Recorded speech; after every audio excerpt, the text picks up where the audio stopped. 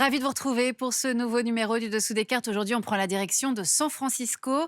Voici le nouveau quartier de Mission Bay, où se trouve le siège d'OpenAI, avec sa figure tutélaire, Sam Altman, l'un des pères de ChatGPT, le symbole mondialement connu de cette quatrième révolution industrielle qu'est l'intelligence artificielle, où quand une machine devient capable de rédiger un texte, de créer des images, des sons, d'encoder, de traduire une technologie captée aujourd'hui par une poignée d'acteurs. L'IA qui génère, vous allez voir, la plus importante compétition mondiale de notre époque, pour le meilleur et pour le pire, puisqu'avec l'IA, tout dépend de ce que nous en ferons. Comme le prophétisait Tim Cook, le patron d'Apple, nous devons nous assurer que nous utilisons l'IA d'une manière qui se fera pour le bien commun de l'humanité et non à son détriment. L'IA, capable de démultiplier les effets d'une campagne de fake news orchestrée par une dictature, et qui est aussi, vous allez voir, au cœur d'une nouvelle géographie. Sortons nos cartes. Et direction donc la baie de San Francisco, en Californie, berceau de cette révolution industrielle qu'est l'intelligence artificielle. Ici se concentrent la plupart des géants américains du numérique, Google, Meta et ses réseaux sociaux, Apple, OpenAI ou Anthropic, et, basé à Seattle, Microsoft et Amazon. C'est en effet grâce aux immenses bases de données générées par les usagers de ces entreprises que les nouveaux modèles d'intelligence artificielle ont pu se développer.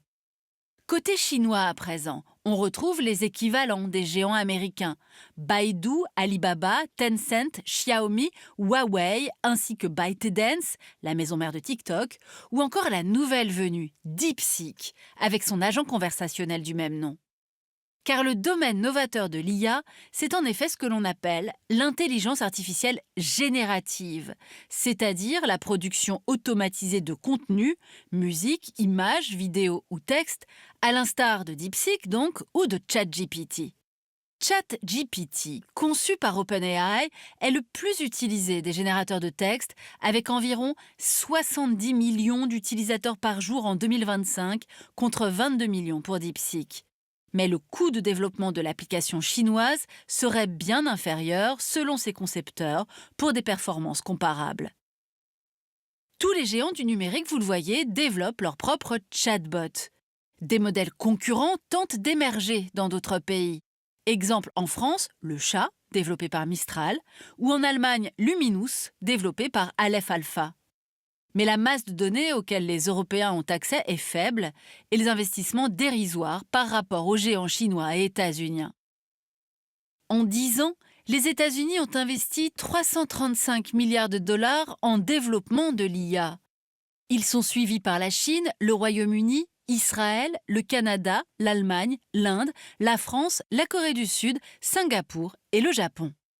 Notons que les pays du Golfe commencent à investir dans le secteur pour ne plus dépendre uniquement des revenus du gaz et du pétrole. Ces différences de moyens expliquent la forte migration des talents de l'intelligence artificielle, largement orientés vers les États-Unis. Près de 50% des ingénieurs d'élite qui travaillent aux États-Unis sont étrangers, attirés par le prestige des géants du numérique et par les salaires mirobolants qui leur sont proposés. Mais l'envers du décor de l'intelligence artificielle, ce sont aussi des centaines de milliers de travailleurs qui préparent les données pour les machines. Très mal rémunérés, ces tâches sont largement délocalisées par les startups et les multinationales de l'IA, principalement en Inde, aux Philippines, en Éthiopie ou au Kenya. Alors regardez maintenant l'évolution du nombre de brevets déposés dans le domaine de l'IA. Alors qu'en 2010, 40% d'entre eux étaient américains, ils ne sont plus que 14% en 2023, tandis que la part chinoise est passée d'environ 10 à 70%, preuve de l'intérêt stratégique de Pékin pour les nouvelles technologies. Alors pourquoi faire ? Historiquement, c'est dans le secteur militaire que l'IA s'est développée. Elle est toujours aujourd'hui utilisée dans le chiffrement des communications, mais aussi pour le guidage des missiles ou des drones et dans la détection de cibles terrestres. L'IA est également utilisée dans la logistique, la finance, la reconnaissance faciale, la publicité ciblée, la recherche scientifique ou médicale, bref, dans tous les domaines où l'analyse de données massives peut être mise à profit. Mais on l'a dit, c'est l'intelligence artificielle générative qui enflamme le secteur. Or, ces nouveaux programmes posent plusieurs questions d'ordre éthique. Orientation politique des textes générés ou censure, diffusion de fausses vidéos en apparence réalistes, les fameux deepfakes, ou encore l'atteinte aux droits d'auteur. Car en effet, pour générer tous ces contenus, ces programmes analysent des productions déjà existantes, textes, images, musique, la plupart du temps sans demande d'autorisation ni rémunération de leurs auteurs, des journalistes et des artistes, eux, bien humains. Face à tous ces défis, l'Union européenne est la première autorité à s'être dotée d'une réglementation visant à limiter les risques liés à l'usage de l'IA.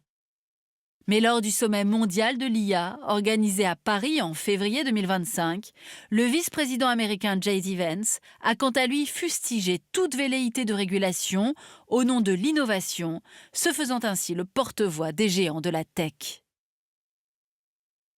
Celui qui maîtrisera l'intelligence artificielle sera le maître du monde, avait déclaré Poutine en 2017.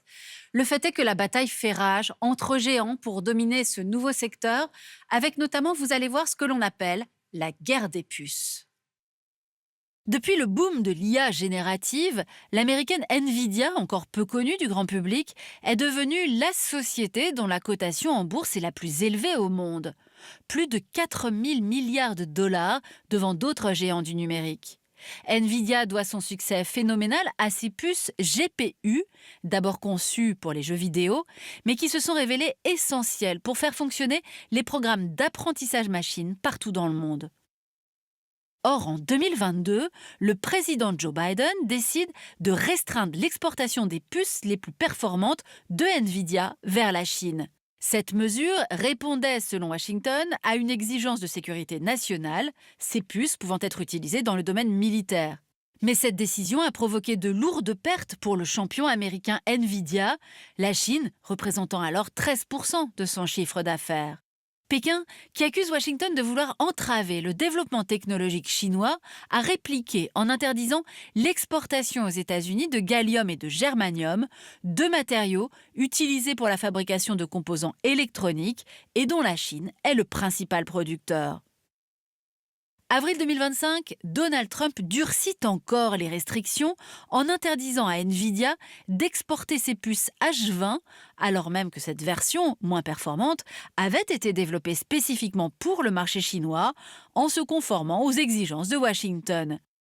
Finalement, en août 2025, le président américain conclut un deal surprenant avec Jensen Huang, le patron de Nvidia, l'autorisant à vendre ses puces moins performantes à la Chine, à condition de reverser 15% du revenu des ventes à l'État américain.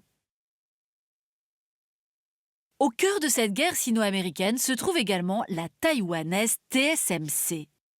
Principale usine de puces haute performance, avec 70% du marché mondial, c'est elle qui fabrique notamment les puces Nvidia. Indispensable aux États-Unis, donc, TSMC est pourtant soupçonnée par Washington d'avoir servi d'intermédiaire au transfert de technologies américaines vers la chinoise Huawei, lui permettant ainsi de rattraper son retard technologique et de fabriquer des puces dont les performances approcheraient celles de Nvidia. Rappelons enfin que pèse toujours la menace d'une invasion de Taïwan par la Chine. Dans ce contexte, la recherche d'indépendance technologique pousse les États-Unis à relocaliser toute la production. Menacée par les taxes d'importation trumpiennes, TSMC vient d'ouvrir une nouvelle usine sur le sol américain pour fournir directement Nvidia et Apple. Mais la guerre de l'IA repose aussi sur les data centers.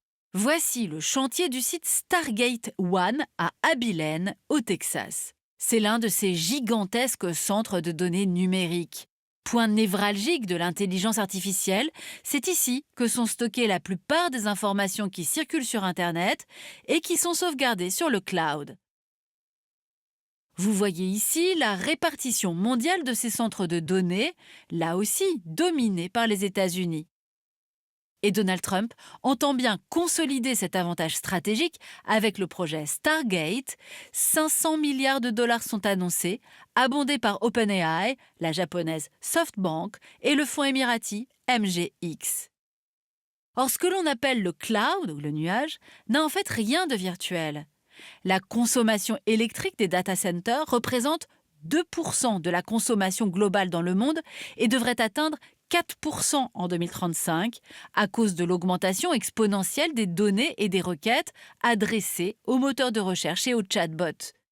Énergivores, mais aussi important consommateur d'eau pour refroidir les serveurs, les data centers accaparent les ressources de régions qui sont parfois déjà en stress hydrique. Voilà pour cette nouvelle géographie de l'intelligence artificielle et la compétition mondiale qu'elle déclenche. Un dernier mot sur la Russie. On a cité tout à l'heure la phrase de Vladimir Poutine: celui qui maîtrisera l'IA sera le maître du monde. Pourtant, il faut préciser que la Russie est loin d'être une championne de l'IA. Ainsi, depuis 2017, les États-Unis ont développé 161 modèles d'IA à grande échelle, la Chine 127, les pays de l'UE 41 et la Russie seulement 3. La Russie a surinvesti le champ militaire et non civil de l'IA. Elle a par ailleurs accumulé du retard dans le domaine des indispensables semi-conducteurs. Bref, elle s'est laissée largement devancer, on l'aura compris, dans un domaine essentiel par d'autres grandes puissances. Pour aller plus loin, cet ouvrage Tout comprendre ou presque sur l'intelligence artificielle par Olivier Capet et Claire Marc. Ainsi s'achève ce nouveau numéro du Dessous des cartes. Rendez-vous bien sûr la semaine prochaine, même endroit, même heure. Et d'ici là, arte.tv et nos réseaux sociaux pour retrouver l'ensemble de nos vidéos. Et n'oubliez pas de vous abonner à notre newsletter. À bientôt.